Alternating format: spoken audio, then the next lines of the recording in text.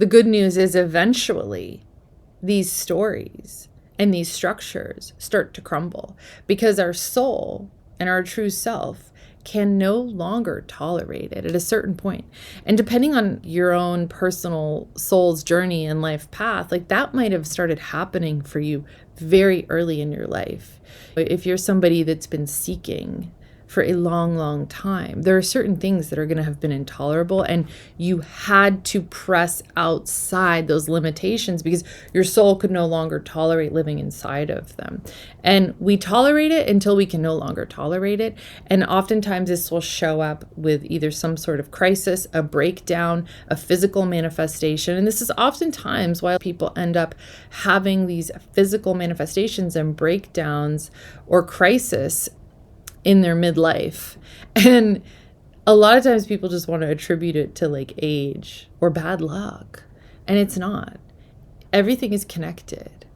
And whenever it happens, however it happens, is a blessing, and it is a good thing, and it is an opportunity, and it is a gateway, because these things are catalysts into change and expansion and growth and shift. But super uncomfortable and painful sometimes. If we're naturally orientated to dysfunction through our early experiences in life, in our early attachments, so like dysfunctional dynamics or unavailable relationships, whatever we're orientated to is what we're going to stay naturally orientated to in our adult life until we wake up to healthier things, healthier situations, relationships, circumstances. And we're not going to have tolerance for the things that we naturally before just allowed unconsciously because we had blind spots and because they were so normalized. So,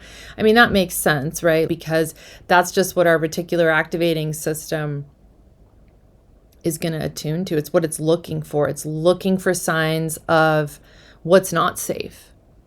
And if we're looking for that, that is what we'll find. And then it just gives us this opportunity to stay in this automatic, very mechanistic response of protect yourself, right? If you're constantly looking for the unsafe situation, which is why, and I was talking to a friend about this the other day, just unconsciously draw towards similar situations over and over again. And we don't intentionally choose painful situations.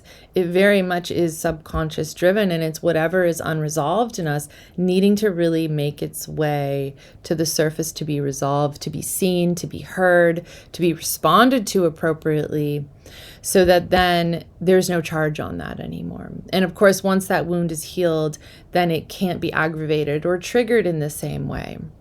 So the thing that's broken and severed is connection with yourself. And this is what really has to be reestablished. And this is how I work with my clients. And, we do get to the place where we can really do this daily for ourselves. Like, for example, the other morning I woke up and I noticed I felt sort of cut off and a little apathetic. And I didn't like the way it felt, because I don't like feeling disconnected. That's not my normal state anymore, even though it very much used to be. I have a much lower threshold for that now. So I was uncomfortable and I got curious about that, and I sat quietly and I was really able to check in with myself and ask myself, like, okay, what's going on? And under that, there was some tenderness, there was some sadness, there was some pain and some grief that I wasn't wanting to feel around something. And so that's what we do. That's this natural protective strategy that comes in still and wants to sort of save the day and patch everything up and protect you from feeling vulnerable, maybe, right? Especially if vulnerability was not a safe thing in your childhood, then that can be new and difficult to feel. But in the right container, it's absolutely safe. And it's such a beautiful process and pathway to take in order to really get your needs met and get healed. And so this is something that we can really learn to do. It's a conversation that we can learn to have and need to be able to have on a regular basis. But in the beginning, I will say that if it's not a conversation that we're comfortable or familiar with, or that anyone taught us how to have, like, we do need support in that. We need support in that. And then we can start to really attune, and it can become very intuitive over time.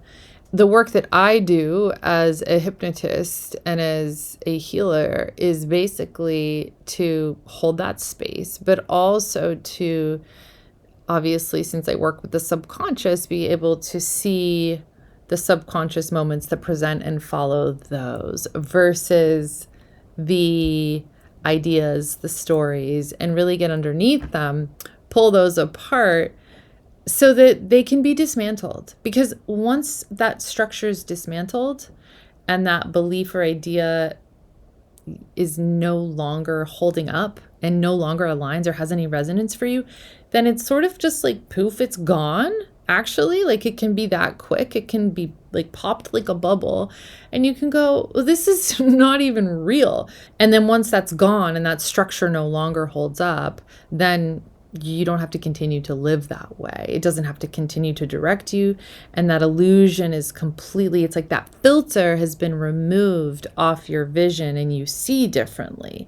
So then you're going to be oriented to new experiences. Our minds actually looks for opportunity versus limitation. So this can immediately shift trajectory, experience, and the way that what we step into, and purpose and everything, and creativity, and it can just unlock so much. The work is in really remembering and reconnecting with, and this reconnection and this self-attunement is just everything. And this is about reestablishing, like I said, a relationship with ourself.